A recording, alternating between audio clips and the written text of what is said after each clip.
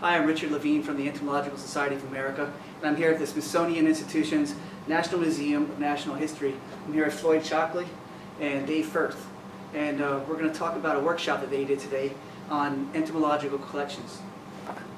So, how did the idea for this workshop come about?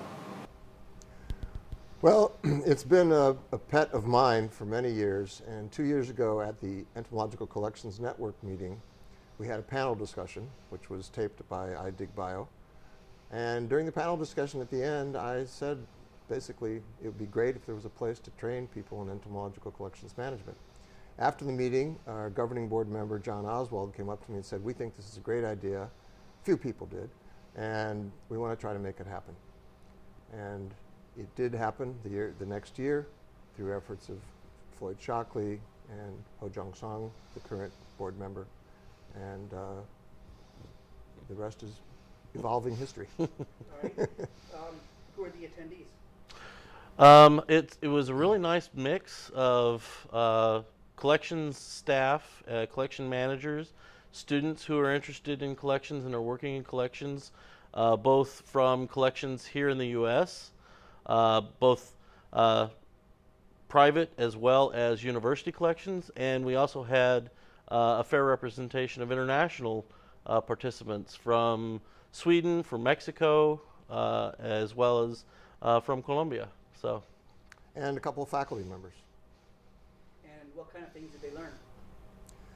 Well, we taught them a lot about the theory of collections management, including how to do policies, various kinds of planning, administrative tools that administrators like to see, but it also helps establish a bar for how to do things. And we taught them hands-on things like packing and shipping, outreach, a little bit of everything about managing collections.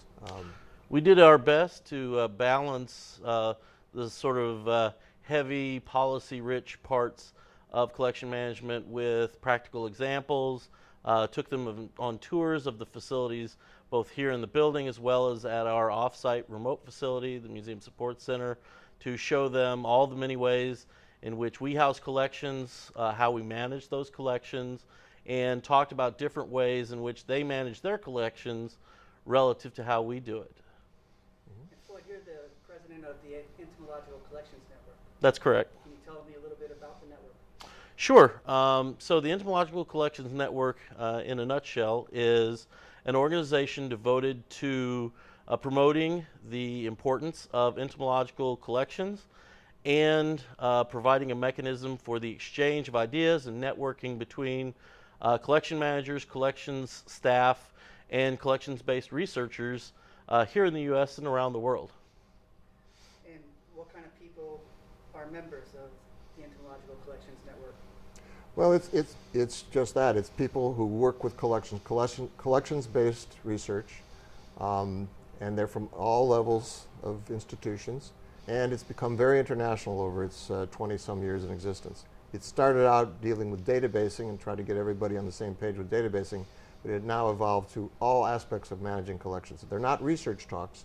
They're talks about different techniques, about different institutions at different levels, and how they are evolving and what they're doing to improve their collections. And one of the things that is actually evolving as part of the workshop and the future iterations of the workshop is the development of best practices for collections management of entomological collections, something that the entomological community has never really had before. We're going to be sort of developing an idea of what that means and potentially even develop it into a book in a few years. And you have an annual meeting every year that's held just before the ESA annual meeting. Can you tell me a bit about the meeting? Yeah, it's traditionally been a day and a half. This year it's going to be 2 full days. Attendance has evolved from 50 or 60 to more like 160. There's social events too, but it's mostly just one set of talks. There's no conflicts scheduled. Some symposia of sorts, but it's all related to collections-based research and collections management. And the people are from, like I say, from all over the world now. Besides going to the meetings, how can people get involved in the Entomological Collections Network? Well, really, all they need is interest in collections, and in particular, interest in interacting with those of us who work in entomological collections. We've got a variety of membership categories. Regular members, all they really have to do is sign up to be a part of the listserv, and so they can interact with the community and network with the regular membership. We don't charge membership fees. And then we also have sustaining membership, which is basically just those members who come to the meeting and pay registration. Their registration fee is in effect their sustaining membership. I've been a member essentially since it started, and one of the things I've noticed in recent years is the effectiveness of the listserv.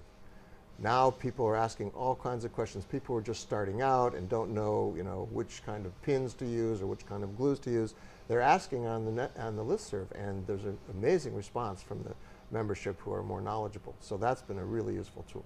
In the past, a lot of this had to be done at meetings where people were giving talks, and now usually in moments they can get an answer to a very specific question that they need to answer in a timely fashion, thanks to the listserv and all the other resources that we offer on our website. And again, it's very international. People from all over the world are asking these basic questions. All right, thank you very much. Thank you. My pleasure.